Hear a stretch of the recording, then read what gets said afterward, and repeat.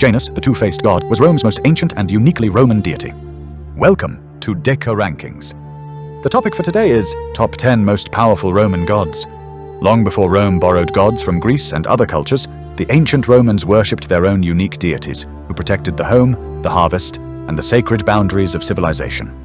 These purely Roman gods emerged from the practical needs of farmers and families, embodying the values that built an empire. Today we rank the 10 most powerful, uniquely Roman gods, from the least to the most mighty. We will explore their origins, their vital roles in Roman life, and how their influence shaped the Roman character that conquered the known world. Number 10. Loris. The Lares, household guardian gods, protected Roman families and their ancestors' spirits within every home. Each family maintained a shrine called a lararium, where the Lares received daily offerings of food, wine, and incense. Romans believed these protective spirits were deified ancestors who watched over their descendants with benevolent care. Every significant family event, births, marriages, departures, and returns, involved rituals honoring the Lares. Crossroads also had Lares compitales who protected neighborhoods, with annual festivals bringing communities together. Slaves were included in Lares worship, making these gods among the few deities that transcended social boundaries. The Lares embodied Roman values of family loyalty, ancestral respect, and the sanctity of home as civilization's foundation. Number 9. Faunus. Faunus, god of cultivated land borders and prophecy, protected the boundary between civilization and wilderness. Roman farmers worshipped him to ensure their fields remained fertile and their livestock healthy. He possessed prophetic powers, speaking to mortals through dreams and rustling leaves, offering warnings and guidance. His festival, the Lupercalia, was one of Rome's most ancient celebrations, held each February to purify the city and promote fertility. The Romans believed Faunus taught them agriculture and animal husbandry, transforming them from primitive hunters to civilized farmers. Unlike the Greek Pan, Faunus maintained a distinctly Roman character focused on practical agricultural concerns. His influence extended to protecting shepherds and their flocks from wolves and other dangers of rural life. Number 8. Silvanus. Silvanus, god of wild lands and forests, ruled over the untamed woods beyond Rome's boundaries. Romans believed every forest had its Silvanus, who could be benevolent to respectful visitors or hostile to those who violated natural spaces. He protected woodcutters, charcoal burners, and hunters who worked in forests, but demanded proper offerings and respect. Farmers clearing land for cultivation made sacrifices to Silvanus, seeking permission to transform wild space into farmland. His worship involved leaving offerings at the forest edge, milk, wine, meat, and grain placed on rough stone altars. Soldiers campaigning in forested regions made offerings to him for protection against ambushes. His cult lasted well into the Christian era, with rural communities continuing secret worship centuries after Rome's official conversion. Number 7. Dispater. Dispater, god of underworld wealth and riches, controlled the precious metals and gems hidden beneath the earth's surface. His name means rich father, reflecting Romans' practical view that death and wealth were intertwined in earth's depths. Roman miners made offerings to him before descending into dangerous shafts, seeking both protection and success in finding valuable ores. The festival of the secular games, held once per century, honored Dispater with nocturnal rituals. Romans believed he could grant fertility to crops by releasing nutrients from below, making him essential to agricultural success. His temples were rare and often located outside city walls, marking the boundary between life and death. When Rome absorbed Greek culture, Dispater merged with Pluto, but retained his unique emphasis on material wealth. Number 6. Liber. Liber, god of wine and fertility, predated the arrival of Greek Bacchus and represented distinctly Roman agricultural concerns. He protected the vine and the crucial grape harvest that sustained Roman economy and social life.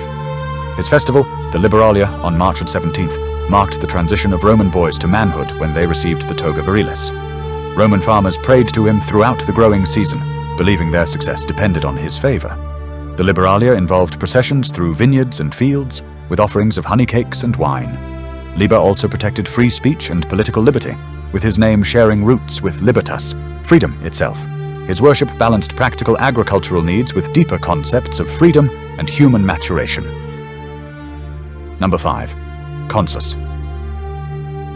Consus, god of grain storage and harvest council, protected the stored grain that meant survival through winter and seed for spring. His name derives from condere, meaning to store away, revealing his essential role in agricultural civilization. Consus had an underground altar in the Circus Maximus, symbolizing how grain was stored in subterranean pits. His festivals occurred twice yearly after harvests, when his altar was uncovered for rituals, then reburied. During the Consualia, Romans gave thanks for successful harvests and prayed for the grain's preservation. These festivals included horse and mule races, honoring the animals that made agriculture possible. Farmers consulted his priests before deciding how much grain to store, sell, or plant, counsel that determined survival. Consus represented the wisdom of planning ahead, separating civilization from hand-to-mouth existence. Number 4. Ops. Ops, goddess of abundance and harvest, personified the wealth that came from bountiful crops and prosperous agriculture. Her name meant wealth and resources, reflecting Roman understanding that prosperity flowed from Earth's generosity. Her main festival, the Opalia, on December 19th, celebrated the completion of sowing winter crops. Romans sat on the ground during her rituals, touching the earth to connect directly with her power. Her temple on the Capitoline Hill served as Rome's state treasury, housing the wealth that funded the Republic. Only Vestal virgins and specific priests could enter her most sacred shrine, emphasizing the protected nature of stored wealth. Ops also presided over childbirth and human fertility, extending her domain from crops to population. Number 3.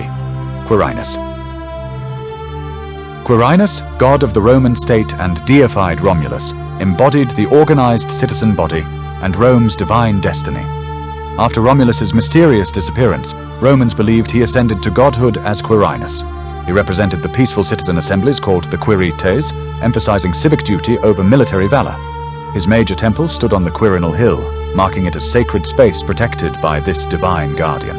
The Quirinalia festival on February 17th honored him with rites emphasizing community cohesion and citizen obligations. Unlike Mars, who represented military conquest, Quirinus embodied internal social order and rule of law. His worship declined as Rome became militaristic, but revealed how Romans once valued civic organization as their greatest strength. Number 2. Terminus. Terminus, god of boundaries and landmarks, protected the property lines that formed the foundation of Roman law.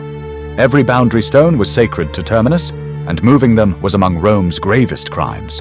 Roman farmers performed annual rituals at their boundary markers during the Terminalia festival on February 23rd. Neighbors would gather at shared boundaries, making offerings while praying for continued respect of property lines. Legend told that when Jupiter's temple was built, all gods agreed to move their shrines except Terminus, who refused to yield. This story symbolized that even the king of gods could not violate established property rights. Rome's legal system, which influenced all Western law, rested on this foundation of sacred boundaries. Without Terminus, Romans believed, society would collapse into chaos as property became meaningless.